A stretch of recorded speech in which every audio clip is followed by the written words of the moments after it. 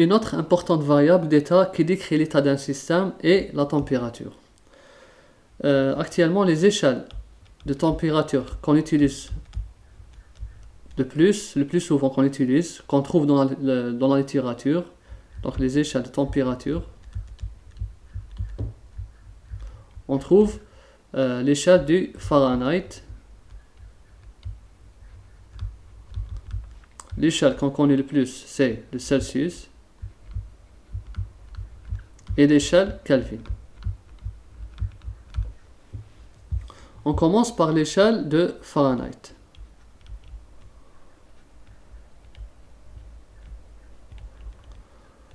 Degré F, comme ça. Dans cette échelle, le point, on va prendre l'eau comme une substance référence, comme toujours. C'est la substance référence. Dans cette échelle, H2O, il a un point de fusion est égal à 32 degrés Fahrenheit et son point d'ébullition est égal à 212 Fahrenheit. La différence entre les deux, entre le point de fusion et la différence delta entre l'ébullition et la fusion est égale à 180 degrés Fahrenheit. Vous pouvez faire la différence. Ensuite, la deuxième échelle qui est la plus utilisée, c'est le Celsius. Ou bien l'échelle centigrade. Dans cette échelle, H2O, il a une température de fusion 0 degrés Celsius et un point d'ébullition qui est égal à 100 degrés Celsius. La différence entre les deux points est de 110 degrés. Plutôt 100 degrés Celsius. La différence est de 100 degrés Celsius. Et on peut faire la conversion entre le Fahrenheit, degré Fahrenheit et le Celsius. Grâce à cette équation, là on va, par exemple, cette équation on l'utilise pour convertir une valeur du Celsius vers le Fahrenheit. Donc comment on fait? Donc on va faire x degrés Fahrenheit est égal à la valeur, on va dire y degrés Celsius fois 9 degrés Fahrenheit sur 5 degrés Celsius plus 32 degrés Fahrenheit. Donc là, le y, c'est connu. Par exemple, on prend 50 degrés Celsius. 50 degrés Celsius, c'est combien en Fahrenheit? 50 degrés fois 9 sur 5. Ça donne donc 50 donc ça donne 90 plus 32, ça donne 100. Donc c'est 90, donc ça donne 122 degrés Fahrenheit. Donc voilà, on remplace directement, c'est facile. Et on peut faire l'inverse. Vous pouvez déterminer le degré Celsius à partir du Fahrenheit. Vous allez juste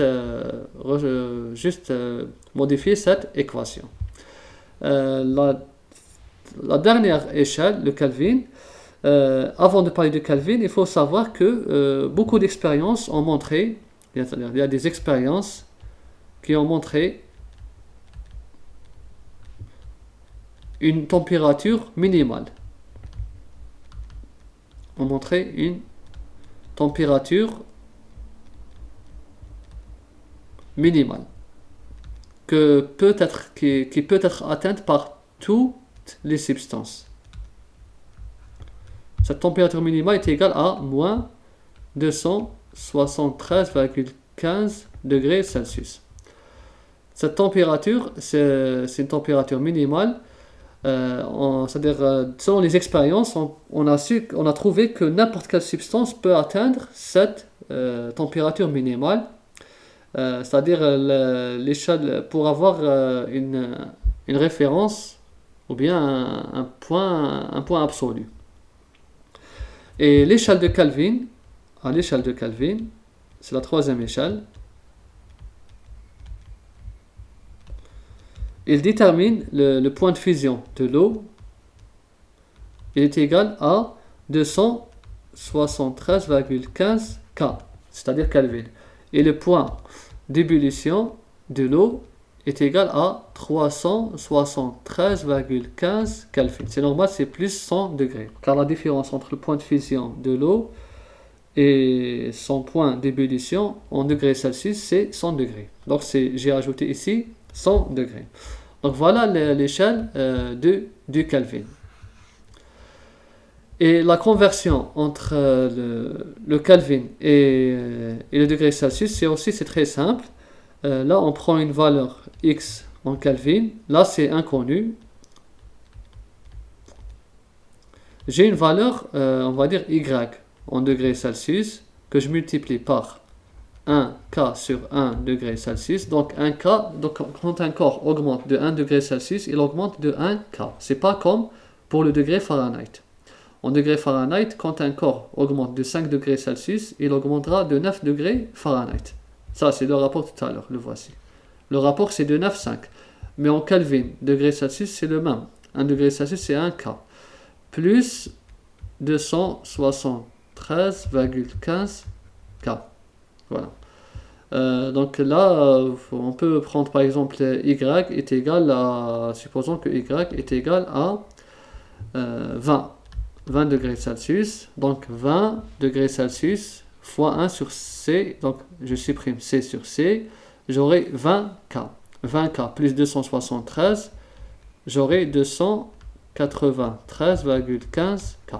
Voilà la conversion du 20 et du 20 degrés vers le Kelvin. Et l'opposé, c'est quoi? C'est vous prenez n'importe quelle valeur en Kelvin et vous enlevez 273,15 Kelvin et vous aurez la température en Celsius.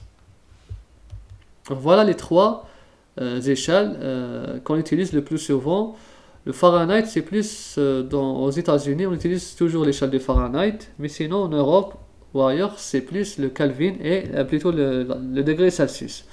Ensuite, le Kelvin, en thermodynamique, on utilise principalement cette unité.